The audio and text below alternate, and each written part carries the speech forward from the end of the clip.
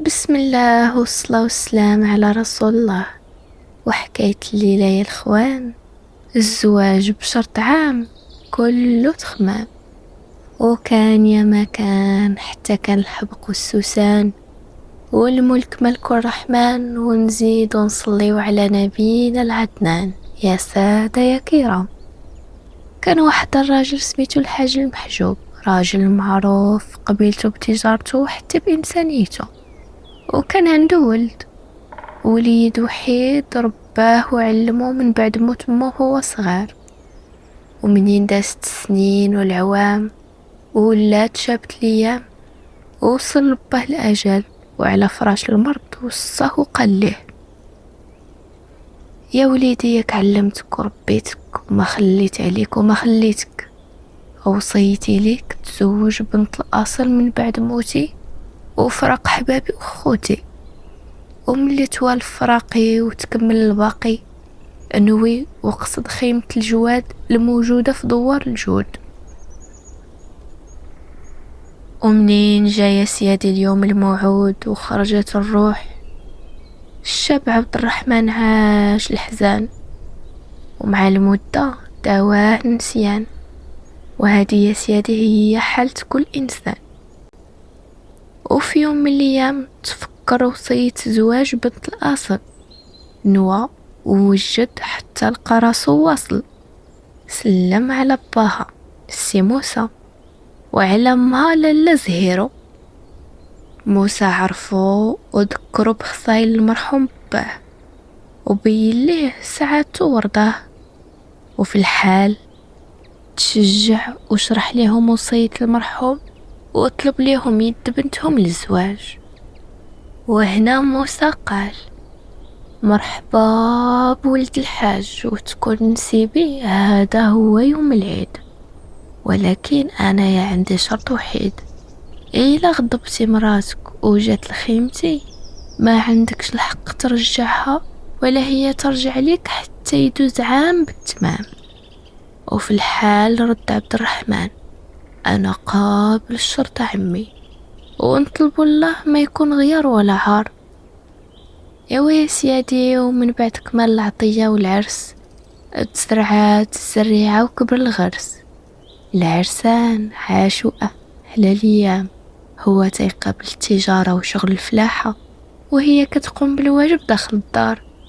ومنين تيرجع تتقبلو بالوجه المبشور، والبيت مجموع منظور، ومال الضوطاب محطوط ومتول على الطيفور، وزيد عليهم الماء سخون وكل ما صعب يهون.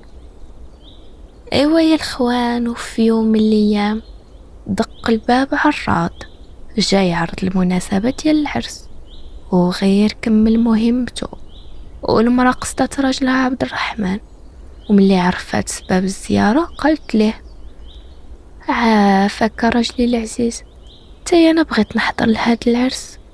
وقال ليها: راني غادي نحضر ساعة ونرجع. وهي تجاوبه: والو نون ياك حل العيون، حتى انا بغيت نعرف الناس ويعرفوني. المهم قنعاتو وقبل، ومشى للسوق وشرى ليها اللي يلبسها فيه، ووصلها ودخلت لدار النساء اللي كلاوها بعينيهم، وحتى شي ما بغا يلهيهم حتى يعرفوا اصلها وفصلها وشكون هو راجلها. ومنين سولو وهي جاوبات حتى كملات، وديك الساعة نطقت وحده وقالت: انت هي مرات عبد الرحمن، تيقولوا عليك دايرك خدامة، واش بصح؟ وهي تنطق الثانية: شوفوا غير حالتها توريكم واش هاد الزين كامل مخلوق للشقة. ومنين كتر الغيط والملاحظات دوات وقالت: انا راني كنخدم راجلي وما كندير غير الواجب. وهي تجاوبها واحد الفضولية: ايوا سيري الله يجيبك على خير، راكي في دار غفلون، راه الراجل اللي كيبغي مراته هو اللي تيدير كل شيء، وهي ما عليها غير تقابل وجهها في المراية وتنعس مزيان باش ترتاح، حيت الا بقيتي هكذا غادي تبالي في شي نهار ويتزوج عليك وتلقاي الماء داك عليك يا مسكينه. المهم عيشوها في الوهام والروينه حتى طاقت وزعما عاقت. وملي رجعت لدارها نوات تشعل نارها، صبحت ناعسة ما كاين لا تاويل ولا ناويل ولا فطور ولا وجه مبشور. وهو يقول ما عليهاش، يمكن بقية عيانة من صهير العرس. ومنين دازت 3 أيام ما بقى كلام، الحلم تفك وما بقى شك. وهو يقول ايوا ياك ما عيانة ولا سخفانة، واش نجيب لك الحكيم؟ وهي تقول له انا مرتاحة وحاسة بالراحة.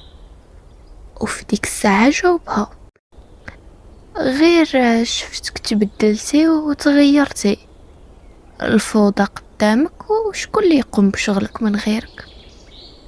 قالت ليه انت؟ جاوبها انا راه مقابل الفلاحة والتجارة، ويمكن الا راني كنعاون. وشحال من مرة عاونتك، واش نسيتي ولا سهيتي؟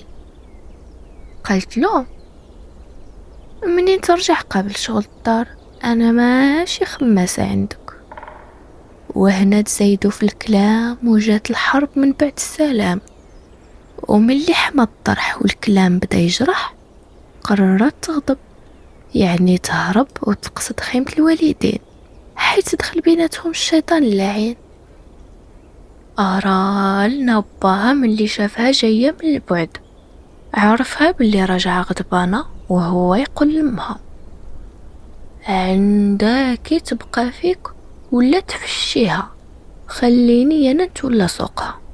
وبالفعل هداك ما كان، غير وصلات داروا لها سلام مع عليا، وهي فهمت القضية وولات كتعيش غير وسط النقير، الخدمة والدمير. وحيت ندمات لقات شرط العام مازال طويل، وظهر الزمان غادي ويميل. اما رجلها عبد الرحمن ومنين دازتو التقليقة قال سبب ما كان عارف باللي العام فيه 365 نهار وليلة، ويا سيادي راها ماشي قليلة. وكان كل صباح كيرمي حجرة في السطل، وعرف راسو ملي قبل هاد الشرط وحل. وفي آخر حجرة رجعات لوجهه النظرة، وجد السبنية والدفينة والنفقة من المدينة وقصد دوار الجود. وما كرهش لو كان يطير به العود. ومنين شافو بين مراته قرر يستعمل تعبيره، خرج العين الحمراء، وحتى هو دار ليه سلام مع عليا وقوس عليه الطاقية، وغداه غير بطعام عدي. وساعة يقول مع نفسه مسكين اسمح لي يا وليدي. وفي الليل عشاه بطيب وهاري ونعسو على الشواري. وملي تنص الليل مشى عند نسيبو قال ليه نوض السي عبد الرحمن العزيز، نوض نعس في بيت الضيافة، راني كنشوف داتك قفقافة بالبرد الشديد. ايوا كنتمنى غدا يكون عندك نهار العيد.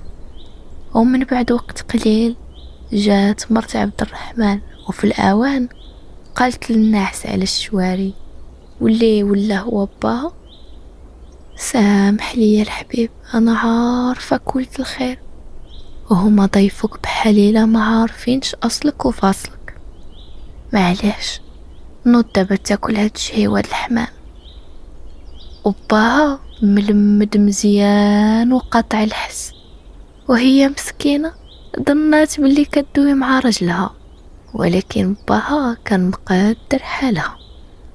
وملي جا الصباح وكل شي قال يفتح ونواع الورد بالعطر فاح، البو صبح وربح وعلى نسيبو قال ليه اسمح لي على البارح كنت بغيت نجرب.